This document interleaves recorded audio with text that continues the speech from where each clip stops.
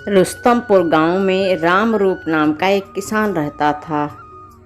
वह बड़ा ही अभिमानी और दुष्ट प्रकृति का व्यक्ति था। वह गांव के लोगों से सीधे मुंह बात तक नहीं करता था और न ही बड़े बूढ़ों का सम्मान करता था।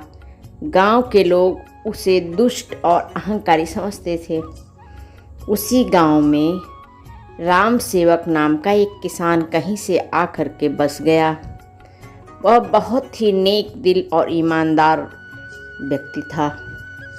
राम सहाय सबसे नम्रता के साथ व्यवहार करता और उसकी यथासंभव सहायता करने को तत्पर रहता। कुछ ही समय में वह सभी गांव वालों का आदर करने लगा। आवश्यकता पड़ने पर उनसे सलाह लेने लगा। इस तरह से वह गांव वालों का बड़ा ही सहयोगी व्यक्ति बन गया। गांव वालों ने राम सहाय को सचेत करते हुए कहा, भाई तुम राम रूप से जरा सावधान ही रहना, वह बड़ा ही दुष्ट और झगड़ालू है। राम सहाय ने हंसकर कहा, अगर राम रूप मुझसे झगड़ा किया तो मैं उससे देख लूँगा। यह बात राम रूप के पास पहुंची। क्रोध से उसके नथुने फड़कने लगे। दांत पीसते हुए वह बोला, इस राम सहाय को तो मैं देख लूँगा, उसका मैं मज़ा चखाऊंगा। मेरा नाम भी राम रूप नहीं।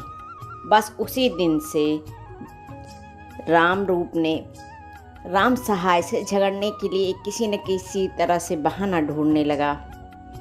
आखिर वह दिन आ ही गया जब राम रूप को अवसर मिल गया। राम सहाय के खेत में जाने वाली पानी की नाली राम रूप ने तोड़ दी। पानी खेत से बाहर बहने लगा। राम सहाय ने देखा लेकिन चुपचाप आकर के नाली बांध दी।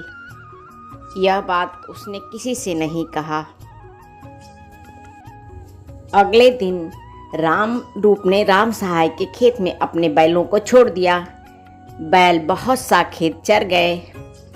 राम सहाय ने उन्हें देखा और चुपचाप अपने खेतों से बैलों को बाहर कर दिया और फिर भी उसने कुछ नहीं कहा, न किसी से चर्चा किया।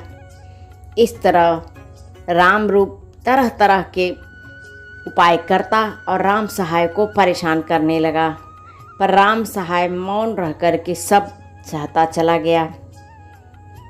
बरसात का मौसम आया। राम रूप एक बैलगाड़ी में अनाज भर कर के गांव से ला रहा था।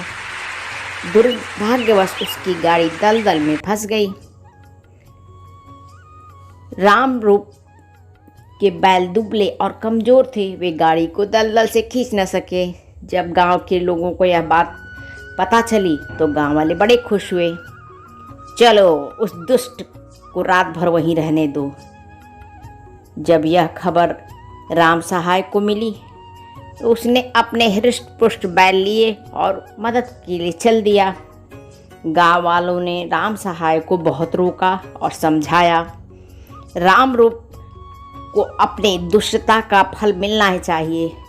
उसने तुम्हें बार बार नुकसान पहुंचाया है, फिर भी तुम उसकी मदद क्यों करना चाहते हो।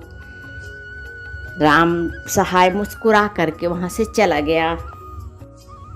राम रूप ने राम सहाय को बैल लेकर उस तरफ आगे आते हुए देखा तो वह उससे बोला, तुम अपना बैल लेके लौट जाओ, मुझे तुम्हारी सहायता की कोई ज़रूरत नहीं है। राम सहाय ने कहा, तुम्हारे जी में जो आए वो कहो, पर मैं वापस नहीं जाऊंगा। मैं तो मदद ज़रूर करूंगा। रात होने वाली है। यह इलाका चोर डाकुओं का है। मैं इस समय तुम्हारी कोई बात नहीं सुनना चाहता। मैं तुम्हारी मदद ज़रूर करूंगा।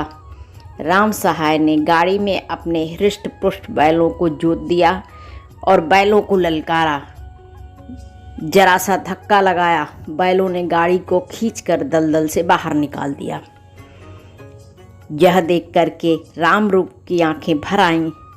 उसने कहा, राम सहाय, मैं अपने किए पर बहुत शर्मिंदा हूँ।